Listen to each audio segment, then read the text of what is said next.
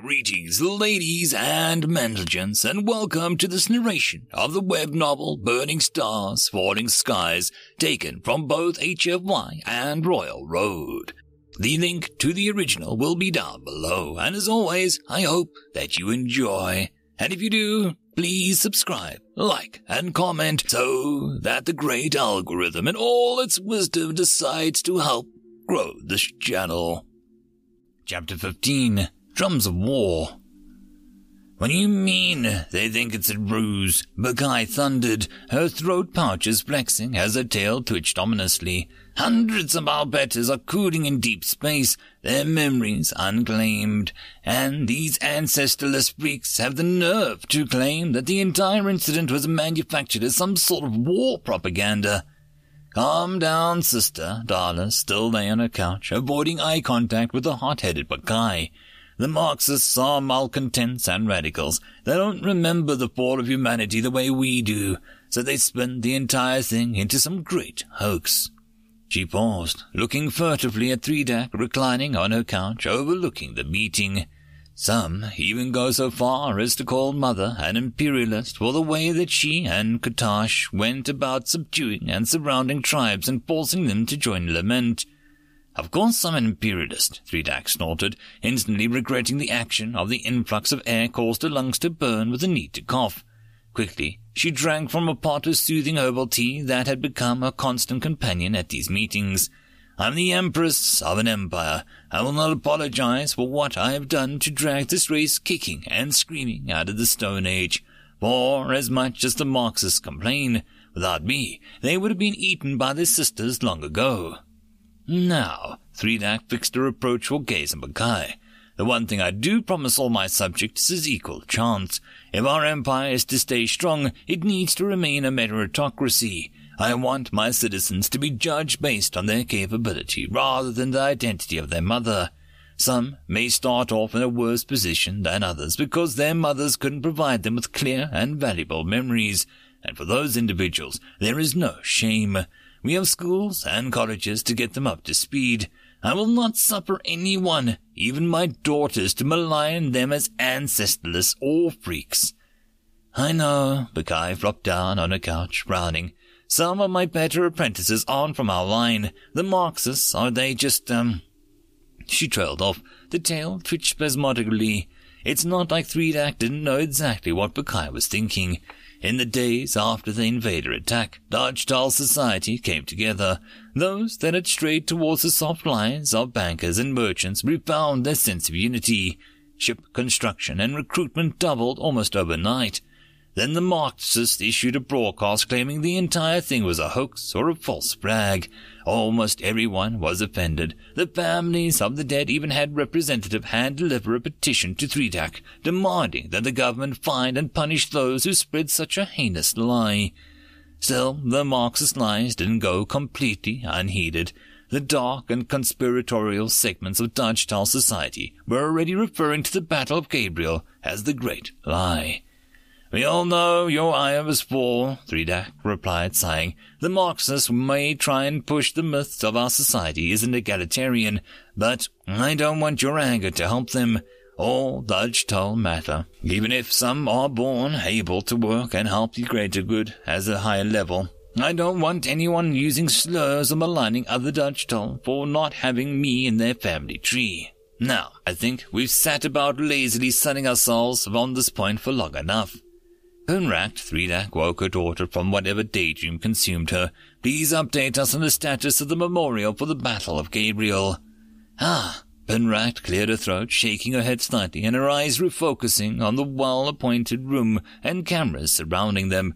The sculpture is finished, a large dark monolith for the Ashley Koenig, and inscribed with the names of every DrakeBear that died in her destruction. Surrounding it are 4 smaller pillars, with the names of the dead from the screening vessels. The walkway up to it is made of polished bricks, inscribed with the names of all 17,000 DrakeBear from the convoy that survived due to their sacrifice. A rare smile crossed Pendrack's face. The opening ceremony and song for the memorial had been completed. She continued, One of my better works, honestly. It's just a matter of making a chorus and the orchestra practice them before the ceremony next month. Good. Threedak smiled down at her daughter. Sometimes Penract worried her. She always had her head in the clouds, focusing on the next project or installation, and rarely interacting with her peers. Of course, her art was very good, but Threedak still wished that she would get out more.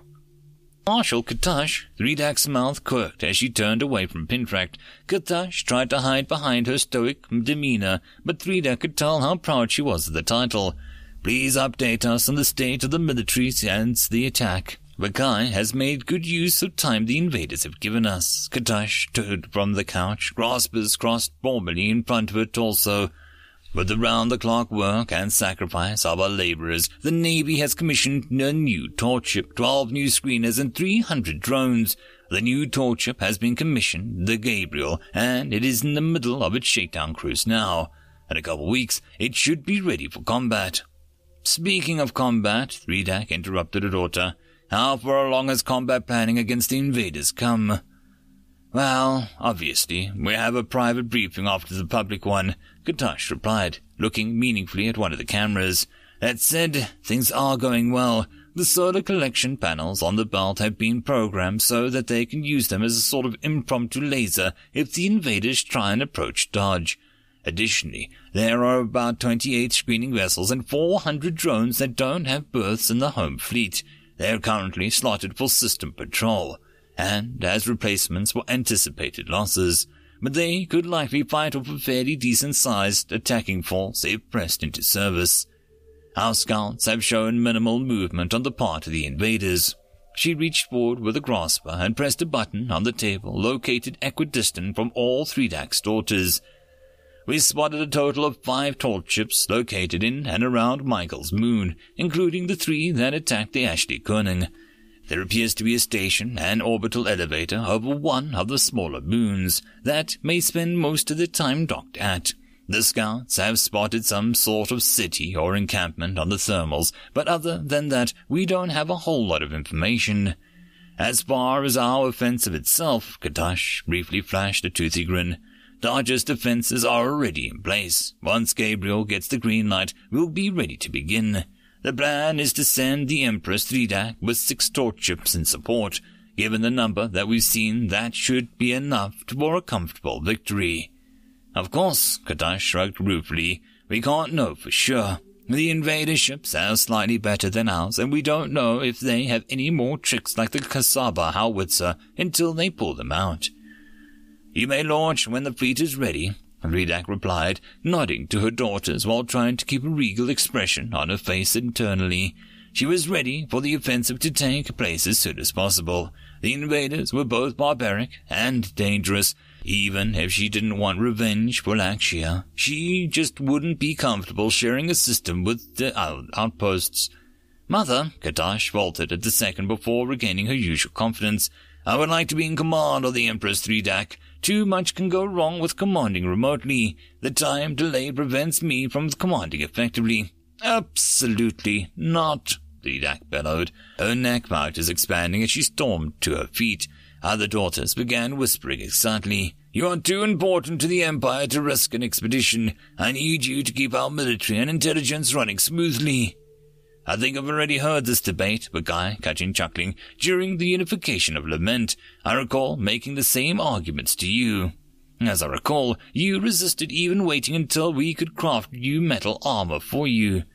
Please, Katash's voice cracked. Perhaps for the first time since her birth, Threedak saw a hint of tears and desperation in her daughter's eyes. Captain Lakshya died a hero, but she died far from home.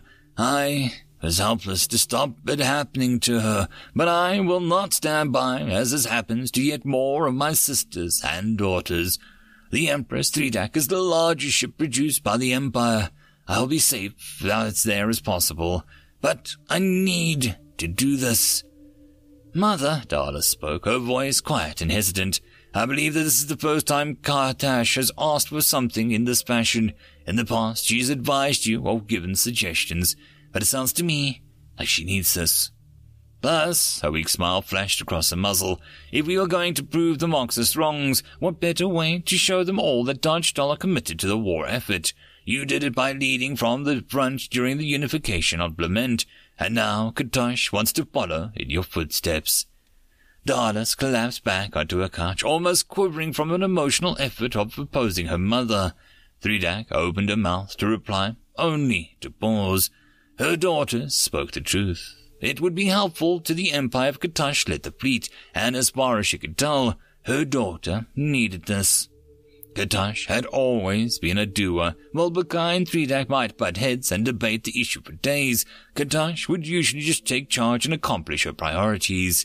Combined with her perfectionist streak, Threedak knew that Katosh would think of the Battle of Gabriel as an abject failure. Hundreds of her soldiers had died while Katosh was stuck in the Meridian Station, watching their lives get snuffed out one by one on the feed. As much as Threedak wanted to keep her daughters home where it was safe, that was simply impossible. With the invaders in system, everything would be dangerous. If Katosh was going to go command a navy, Threedak needed to step aside and let her daughters actually serve in the navy. Given the disparity in the projected task force sizes, keeping Katosh home would be worse for her daughter's well-being and psyche than the actual small chance of her getting injured in combat. Plus, with both Darlis and Bukai intervening on Katosh's behalf, it just wouldn't be right to overrule. Pingract almost never voiced her opinion unless it discussed one of her projects, meaning that the chamber was borderline unanimous in its support of Katosh. Even Darlis, ever competent but generally unwilling to speak up without Threedak specifically asking her opinion, had spoken in Katosh's favor.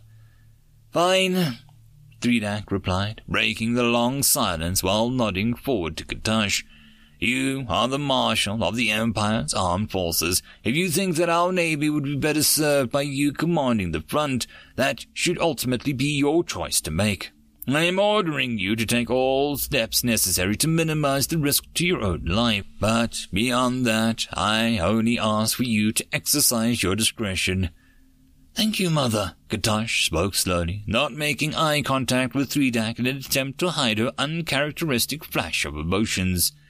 "I will make sure that Captain Lakshia and her crew are avenged." "Good," Threedak smiled, her sharp teeth peeking into view. "It is not the way of our people to simply ignore one that has wronged us. We may wait and bide our time, but we always remember. Even if we cannot act against them, we ensure that our daughters carry our memories and resentments." "Katosh," Threedak continued, "you'll be both humanity and Dodgetal's collective sword. Strike true and excise this pocket of the invader's taint from the galaxy." End of chapter. And that, my friends, concludes this video. I hope that you enjoyed. If you enjoyed the story, please follow the link down below and let the author know. If you wish to support this channel, you can do all the usual YouTube gumph, like subscribing, following, and more importantly, sharing. All of these things do help the channel grow. If you wish to do more, there are links for donations, Patreon, and channel memberships as well. And until the next time, I hope that you all have a wonderful one. I will see you in the next video. Cheers.